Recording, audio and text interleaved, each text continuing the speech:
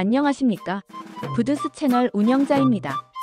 오늘 영상은 국토교통부가 2025년 11월 17일 조간으로 발표한 2024년도 주거실태조사 결과 보도 자료를 기반으로 제작되었습니다. 국토부는 이 조사를 위해 전국 6만 1천 가구를 대상으로 대면 조사 방식을 사용했습니다. 이 조사는 대한민국 국민들의 주거 현황을 파악하고 향후 정부의 주거 정책을 설계하기 위한 핵심 자료로 활용됩니다. 부드스 채널은 이 조사를 바탕으로 2024년 한국 주거 트렌드와 정책 방향을 종합적으로 해설해 드리겠습니다. 지금부터 분석을 시작하겠습니다. 국토교통부는 2024년 주거 실태에서 몇 가지 중요한 변화를 확인했습니다. 정부는 2024년 자가 보유율이 61.4%로 전년보다 증가했다고 발표했습니다. 또한 자가 점유율도 58.4%로 상승했습니다. 정부는 자가 가구의 PIR, 연소득 대비 주택가격 비율이 6.3배, 임차 가구의 RIR, 소득 대비 주택임대료 비율이 15.8%로 전년과 동일한 수준이라고 밝혔습니다. 국민의 1인당 주거 면적은 36제곱미터로 변화가 없었습니다. 그러나 정부는 최저 주거 기준 미달 가구의 비율이 3.8%로 증가했다고 발표했습니다. 또한 평균 거주 기간은 8.4년으로 늘어났고 주거 이동률은 감소했습니다. 이러한 흐름은 주거 환경은 개선되었지만 취약계층의 주거 문제는 오히려 심화되었다는 사실을 보여줍니다. 정부는 지역별 주거 지표에도 뚜렷한 차이가 있다고 설명했습니다. 첫째, 자가 보유율. 정부는 수도권의 자가 보유율이 55.6%로 전국에서 가장 낮다고 발표했습니다. 광역시는 63.5%, 도지역은 69.4%의 자가 보유율을 기록하여 이 결과는 수도권에서 내 집 마련이 더욱 어려워지고 있다는 점을 보여줍니다. 둘째, 임대료 부담. 정부는 수도권의 월임대료 부담 RIR이 18.4%로 전국에서 가장 높다고 발표했습니다. 광역시는 15.2%, 도지역은 12.7%로 나타났습니다. 이 수치는 수도권 거주민이 임대료 부담에서 가장 큰 압박을 받고 있다는 사실을 의미합니다. 셋째, 1인당 주거면적. 정부는 도지역의 1인당 주거면적이 40.2제곱미터로 가장 넓고 반면 수도권의 1인당 주거면적은 33제곱미터에 불과했습니다. 이 결과는 수도권이 대한민국에서 가장 좁은 공간에 사는 지역이라는 점을 강조합니다. 정부는 2024년 평균 거주기간이 8.4년으로 증가했고 자가 가구의 평균 거주기간은 11.5년, 임차 가구의 거주기간은 3.6년으로 조사되었습니다. 이 수치는 전반적으로 국민들이 한 주택에 머무르는 기간이 늘어나고 있다는 사실을 보여줍니다.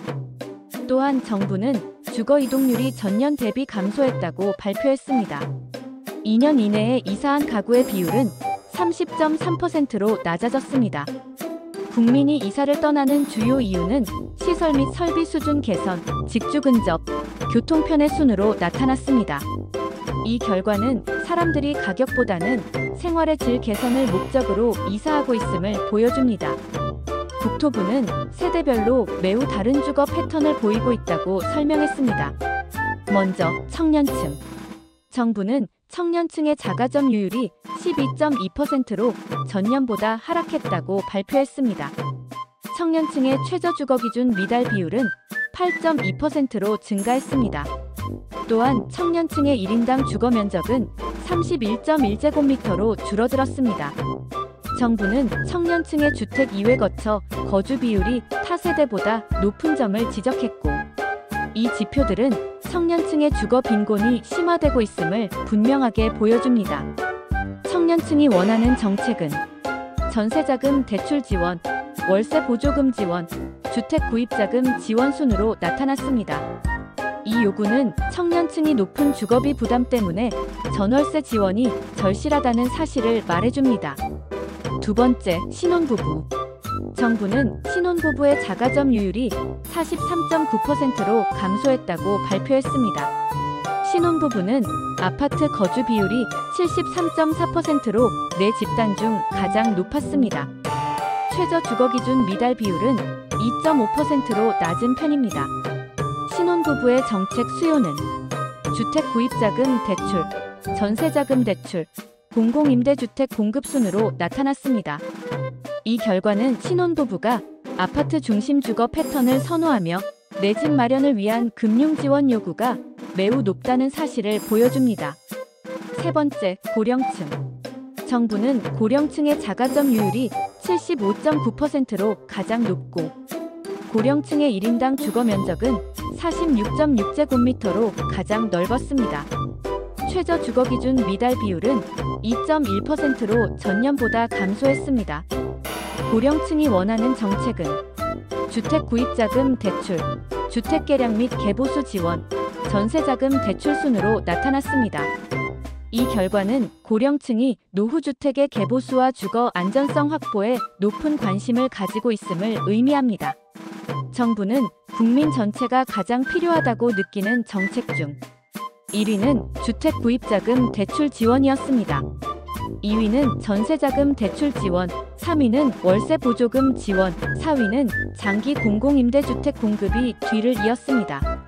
이 자료는 국민들이 주택 구입보다 전월세 관련 지원을 더 많이 요구하고 있다는 추세를 명확하게 보여줍니다. 전월세 부담 증가가 이 같은 방향을 만들어낸 것으로 보입니다. 부드스 채널은 이번 조사를 바탕으로 몇 가지 중요한 시사점을 제시합니다. 첫째, 국민들이 한 집에 머무르는 기간이 길어지고 이동률이 낮아지고 있기 때문에 시장 거래량이 단기간에 크게 회복되기 어렵습니다. 둘째, 청년층의 주거 빈곤이 심화되고 있기 때문에 정부는 청년 주거 정책을 확대할 가능성이 매우 높습니다. 셋째, 고령층의 주택 개보수 수요가 증가하고 있기 때문에 2025년에는 리모델링 및 주택 개량 시장이 성장할 가능성이 있습니다. 넷째, 수도권의 높은 RIR은 앞으로도 수도권 임대시장 안정화 정책이 강화될 것이라는 흐름을 예고합니다. 부드스 채널은 오늘 2024년 주거 실태조사 결과를 토대로 대한민국 주거 트렌드를 종합적으로 분석해드렸습니다.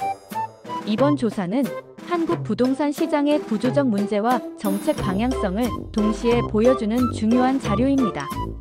부드스 채널은 앞으로도 정확한 데이터와 깊이 있는 해석으로 시청자 여러분의 판단에 도움을 드리는 콘텐츠를 제작하겠습니다. 오늘도 시청해주셔서 진심으로 감사드립니다.